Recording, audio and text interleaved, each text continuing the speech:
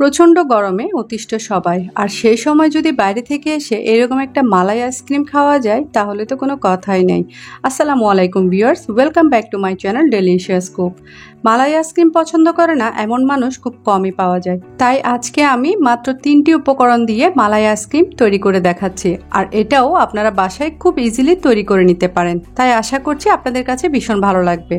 তো আইসক্রিম তৈরি করার জন্য আমি এখানে 2 কাপ লিকুইড দুধ নিয়েছি, আর সেই সাথে দিয়ে দিচ্ছি 3 চা চামচ পরিমাণ চিনি। তবে চিনির পরিবর্তে আপনারা এখানে কনডেন্স মিল্ক ইউজ করতে পারেন। 1 টেবিল চামচ কর্নফ্লাওয়ার অ্যাড করলাম, তবে আমি কিন্তু এখানে এখনও চুলাটা জ্বালাইনি। এবার 1 টেবিল চামচ গুঁড়ো দুধ দিয়ে দিচ্ছি, তারপর সবগুলোকে দুধের সাথে ভালোভাবে মিশিয়ে নিতে হবে।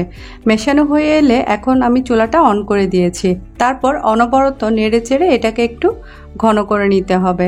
আর কর্নফ্লাওয়ার দেওয়ার কারণে আইসক্রিমের মধ্যে যে একটা বরফের ভাব থাকে সেটা আর থাকবে না।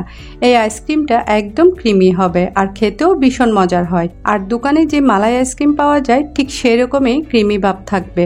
তো দেখতে পাচ্ছেন আমার এটা একদম ঘন হয়ে এসেছে, আর এখানে কোনো প্রকার দলা ভাব নেই।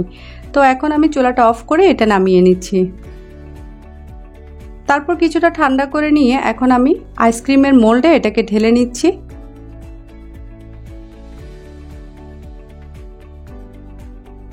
এবার আইসক্রিমের মোল্ডে আমি একটা ফয়েল পেপার দিয়ে এইভাবে একটু কভার করে নিয়েছি। তারপর একটা চাকু দিয়ে ঠিক মাঝখানে একটু ছিদ্র করে তাতে আইসক্রিমের যে কাঠিগুলো রয়েছে তা দিয়ে দিচ্ছি, দেখতে যেন একদম দোকানের আইসক্রিমের মতো মনে হয়। তারপর এটাকে প্রায় 8 থেকে 10 ঘন্টার মতো আমি ডিপ ফ্রিজে রেখে দিব। তবে আপনারা চাইলে এটাকে সারা রাতের জন্য রেখে দিতে পারেন। তো ডিপ ফ্রিজ থেকে বের করে নিয়েছি, আর দেখতে পাচ্ছেন আইসক্রিমটা কতটা ক্রিমি হয়েছে। আপনারা তৈরি করলে বুঝতে পারবেন যে এটা খেতে কতটা টেস্টি ছিল। তাই আশা করছি আমার আজকের রেসিপিটা আপনাদের কাছে ভালো লেগেছে, আর ভালো লাগলে অবশ্যই ভিডিওতে একটা লাইক দিবেন, শেয়ার করবেন, সেই সাথে আমার চ্যানেলটি সাবস্ক্রাইব করে আমার পাশে থাকবেন। তো আজকে এই পর্যন্ত, পরবর্তী ভিডিও দেখার আমন্ত্রণ জানিয়ে এখানেই বিদায় নিচ্ছি। আল্লাহ হাফেজ।